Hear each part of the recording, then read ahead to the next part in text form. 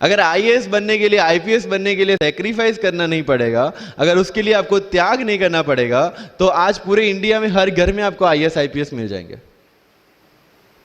So when you are entering into this game of UPSC or MPSC, make sure that you have to sacrifice anything which will take you to your goal. लेकिन problem ये है कि हमें tension होती है, यार दोस्त की एंगेजमेंट है, उसकी बर्थडे पार्टी है, उसकी शादी है, अटेंड नहीं करूंगा तो बोलेगा मैं तेरी शादी में नहीं आऊंगा, एंड ऑल. लेकिन बिलीव मी, जब आप आईएएस बन जाओगे, वो सामने से याद दिलाएगा, भाई इनविटेशन कार्ड नहीं भेजा तूने. समझ रहे हो? तो जो कुछ भी इसके लिए सेक्रीफाइस कर रहे हो, वो जब आप उस पोस्ट पे पहुंचोगे, सब कुछ वर्थ है, सब कुछ.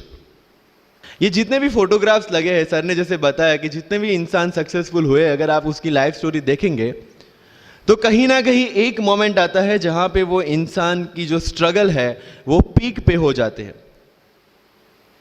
वो इस मोमेंट पे आपको डिसाइड करना है कि आपको वहां से यू टर्न लेना है या आपको वहां से आगे निकलना है. इन सब लोगों ने डिसाइड किया कि उनको वहां से आगे निकलना है. एंड दैट इज द फंडा ऑफ लाइफ. सक्सेस उन्हीं को मिलता है जो इस स्ट्रगल वाले मोमेंट से आगे निकलने की सोचता है. जब भी आपको लगे कि आपके सिर पे बहुत मुसीबत है, जब भी आपको लगे कि आप हर तरह से गिर चुके हैं, जब भी आपको लगे कि आपके पास कोई ऑप्शन नहीं है, तब एक चीज आप अपने दिमाग में लाइएगा कि यही मोमेंट है जहां से आपकी तकदीर बदलने वाली है. क्योंकि डायमंड जो होता है वो जितना ज्यादा घिसता है उतनी ज्यादा उसकी वैल्यू होती है. सोना जो होता है वो जितना ज्यादा तपता है उतनी उसकी वैल्यू होती है. अगर आप जिंदगी में तप रहे हैं, अगर आप जिंदगी में घिस रहे हैं, अगर आपको लग रहा है कि आप हर तरह से मुसीबतों में गिरे हुए हैं, तभी आपकी जो वैल्यू है वो बढ़ने वाली है. और यही मेरा एटीट्यूड रहा है. लोग बोलते हैं कि तुम्हारी फाइनेंशियल कंडीशन ठीक नहीं थी, पापा इलेक्ट्रिशियन थे, मम्मी हाउसवाइफ थी, डायमंड के कारखाने में काम करती थी, उसके बाद उन्होंने मैरिज में रोटियां बनाने का काम किया और उस तरह से मैं पढ़ा. लेकिन जब मुझे पूछा जाता है कि ऐसी कौन सी चीज है आपकी लाइफ में जो आप बदलना चाहते हो, एंड आई सेड नथिंग. क्योंकि अगर वो चीजें नहीं होती मेरी लाइफ में तो शायद आज आपके सामने मैं नहीं होता. तो अगर लाइफ में प्रॉब्लम्स है, अगर लाइफ में स्ट्रगल है, जैसे सर ने बताया struggle is a part of life, and I strongly believe in that. क्योंकि अगर हम दिल्ली में थे, मेरे दोस्त के साथ में निकला बाहर घूमने, तो बोलता है यार ऐसी लाइफ चाहिए, कोई मगजमारी नहीं, आराम से बैठते पूरे दिन एसी वाले कमरे में, बहुत सारे पैसे हैं और कोई टेंशन नहीं, ऐसी लाइफ चाहिए मुझे. मेरे पास ऑप्शन है. बोलते क्या? बोला देख सामने एटीएम का रूम दिख रहा है, एसी वाला कमरा है, बहुत सारे पैसे, कोई मगजमारी नहीं, जॉब ले ले. क्यों आईएएस आईपीएस में दिमाग खराब कर रहा है? अगर स्ट्रगल नहीं चाहिए तो you have to compromise with that life. जब भारत वर्ष का सपना चंद्रगुप्त ने देखा, चाणक्य ने देखा, और उस भारत वर्ष को बनाने के लिए जब ये संघर्ष जारी था, और तब नंद के राजा धनानंद की डॉटर दुर्धरा से चंद्रगुप्त को प्यार हो जाता है. और जब चाणक्य उनको बोलते हैं कि नहीं, तुम्हें उससे दूर रहना है, और तब चंद्रगुप्त बोलता है आचार्य, कभी कभी सोचता हूं कि जिंदगी में या ये भारत के सम्राट बनने के लिए इतना त्याग, इतना बलिदान ना देना होता तो. और तब चाणक्य रिप्लाई करते हैं तो हर कोई भारत का सम्राट होता. This is the fundamental rule of life. UPSC सिर्फ आपका नॉलेज चेक नहीं करता. Make it very clear in your mind. जैसे सर ने बोला, it's a game of wisdom. आपको पहले ऑफिसर बनना पड़ेगा यहां से. यूपीएससी का काम तो सिर्फ थप्पा लगाना है कि हाँ ये ऑफिसर बन गया.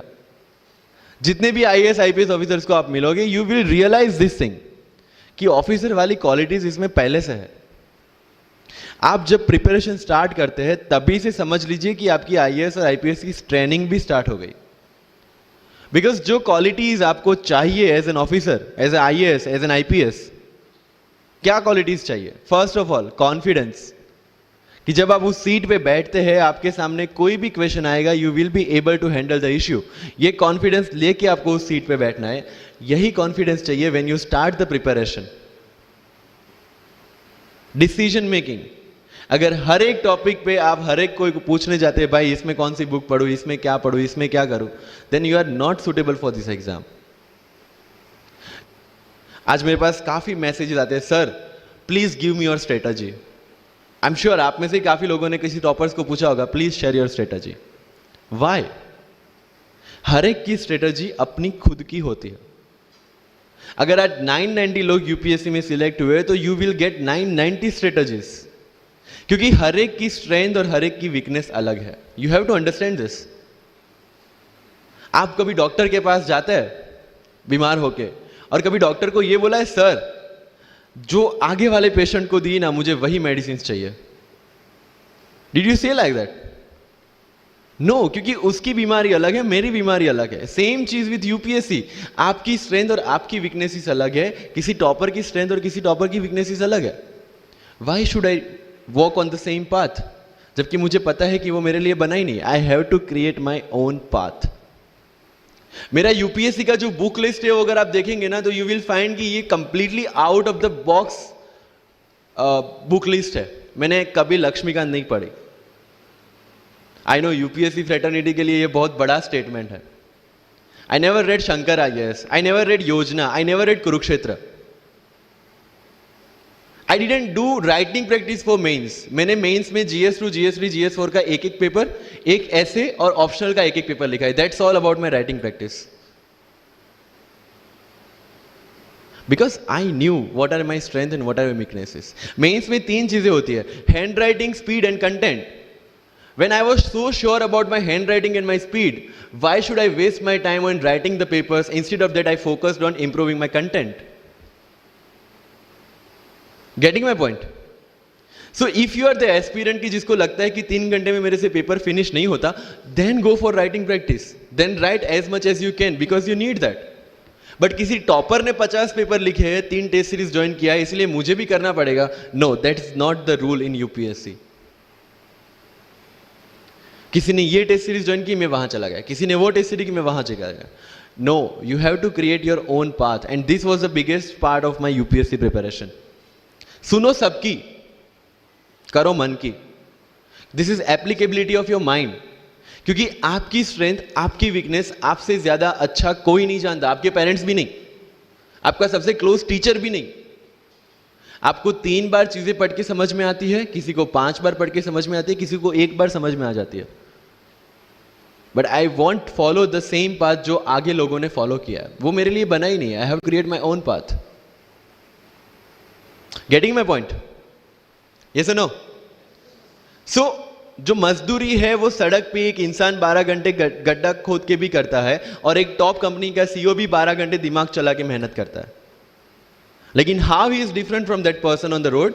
Because he uses his mind. In UPSC we are suppose to do the same. मुझे पता चला कि भाई लक्ष्मीकांत मेरी मेंस की रिक्वायरमेंट फुलफिल नहीं करता, प्रीलिम्स जैसे सर ने बताया was not into consideration. I know कि उसमें सिर्फ एक ब्रिज क्रॉस करना है, एक हर्डल क्रॉस करना है। अगर मैं प्रीलिम्स में 180 भी लेके आया, 190, इवन 200 भी लेके आया, तो मेंस में तो मैं सबके बराबर ही खड़ा हूं। Why to waste your time and energy on something which is just qualifying? Instead of that, put your focus and energy to something, mains and interview, कि जिसकी वजह से आपको सर्विस मिलना है। Good marks in mains ensure that you are in the list. Good marks in interview ensure that you get the service of your preference. Prelims is about quality. Mains is about quantity. Prelims में always मेरा target एक ही था, जो भी test में देता था, जो भी मैं सॉल्व करता था, I just need to cross 120, that's all. जितना सेफली मैं 120 क्रॉस कर लेता था, I put the paper aside, क्योंकि आज तक यूपीएससी का कट ऑफ कभी 120 से ऊपर गया नहीं और जाने वाला नहीं है। That was very clear in my mind. So minimum risk लेके मैक्सिमम आउटपुट लेना वो प्रीलिम्स का काम था, एंड उसके लिए आपको सिर्फ प्रैक्टिस ही चाहिए। As sir said, there is no separate preparation for prelims. What I did, January तक मेंस ओरिएंटेड प्रिपरेशन, February से I started test series. Vajiram में January से टेस्ट सीरीज स्टार्ट हो जाती है। I started test series, I started revising the things and then prelims आ गया, दे दिया, खत्म। So मेरा स्ट्रिक्टली एक ही चीज आपको कहना है कि अगर आपका प्रीलिम्स जून में है तो मिड ऑफ मई तक सारी टेस्ट सीरीज खत्म कीजिए। लास्ट 15 डेज में सिर्फ यूपीएससी के प्रीवियस ईयर के पेपर्स कीजिए। तो आपका जो माइंड सेट है वो यूपीएससी एंगल से सेट हो जाएगा।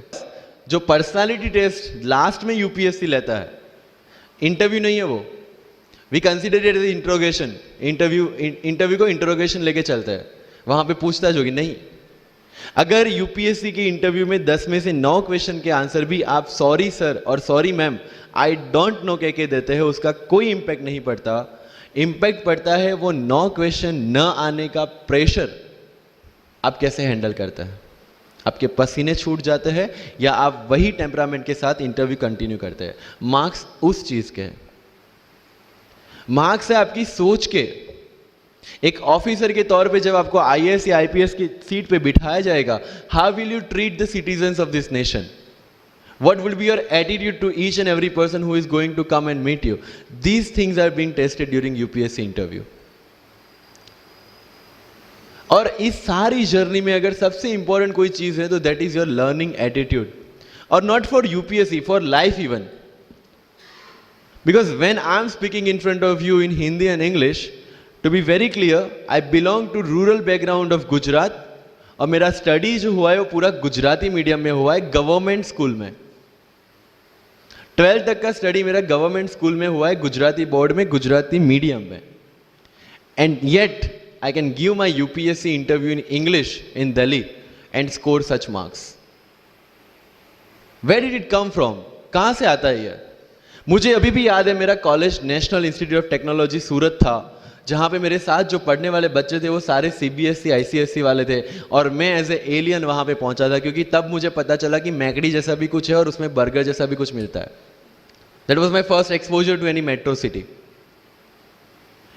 एंड जब मैं उनसे इंटरेक्शन करता था और इंग्लिश बोलने की ट्राई करता था, तो जैसे संजू मूवी में इंग्लिश दिखाया गया है गुजरातियों का, जो जीरो को जीरो बोलते हैं, उसी तरह I was also like that. Mother tongue influence आ जाता है, it's very obvious. So I use to speak notes and not notes, और डोर एंड नॉट डोर, और don't and not don't. So they used to make fun of me. Safin, it's not don't, it's don't. Okay, fine. I had 2 options. Either I stop speaking English with them or improve on that and go ahead. I decided the second option. When I started my preparation of civil services, जो English medium में करनी थी, वाजीराम में मैंने coaching किया, जहाँ पे पूरा इंग्लिश मीडियम में था, सारे सब्जेक्ट्स मेरे लिए नए थे। I started from the scratch, I started from the English medium NCERT of standard 5 and 6, Gujarati dictionary, Gujarati to English dictionary, and then I started my preparation. कभी कभी ऐसा होता था कि द हिंदू का पूरा एडिटोरियल पढ़ लिया और उसके बाद आई वाज लाइक कि मैंने क्या पढ़ा। ये होगा, सबके साथ होगा। बट उस जगह अगर आप टिक गए, उस जगह अगर आपने पेशेंस रखा, उस जगह आपने अगर सर्वाइव कर दिया, तो इस एग्जाम में भी सर्वाइव कर जाओगे। क्योंकि यूपीएससी की जो रेस है उसमें कभी भी कछुआ, कभी भी खरगोश नहीं जीतेगा। इसमें जीतने वाला ऑलवेज कछुआ ही होगा, जो स्लो बट स्टेडी रहेगा। लग जाते हैं 5 साल भी लग जाते हैं, 7 साल भी लग जाते हैं, 9 साल भी लगे हैं लोगों को एग्जाम क्लियर करने के लिए। लेकिन बिलीव में जब रिजल्ट आएगा ना, तो वो सारा सेक्रीफाइस आपको वर्थ लगेगा। आप पढ़िए लोगों के इंटरव्यूज। मैंने क्या किया कॉलेज के 4 साल में, I went through each and every interview of UPSC toppers on YouTube. Ira Singhal से लेकर टीना डाबी मैम तक सबकी इंटरव्यूज मैंने देखे। For what? Just to know कि उन्होंने ऐसी कौन सी गलतियां की थी जिससे इनको इतना टाइम लग गया, और मुझे कौन सी गलतियां रिपीट नहीं करनी है। क्योंकि चाणक्य ने कहा है कि दूसरों के एक्सपीरियंस से जो सीखते हैं ना, वो जल्दी आगे आ जाता है। क्योंकि खुद सब कुछ अनुभव करके सीखने के लिए जिंदगी काफी छोटी है। I did the same. 4 साल में हर एक टॉपर का इंटरव्यू देख लिया, चीजें समझ ली कि ऐसी कौन सी चीजें जो इन सब ने की है, और ऐसी कौन सी चीजें हैं जो गलतियां हैं जो इन्होंने की और जो मुझे रिपीट नहीं करनी है। सो जब युद्ध के मैदान में हम उतरते हैं, इस चक्रव्यूह में उतरते हैं, तो अभिमन्यु की तरह नहीं, अर्जुन की प्रिपरेशन के साथ उतरना है कि हमें पता होना चाहिए कि इससे बाहर कैसे निकले। I did the same. College के 4 साल इंटरव्यूज देखे, ब्लॉग्स पढ़े, समझा कि इसमें कॉमन मिनिमम क्या है।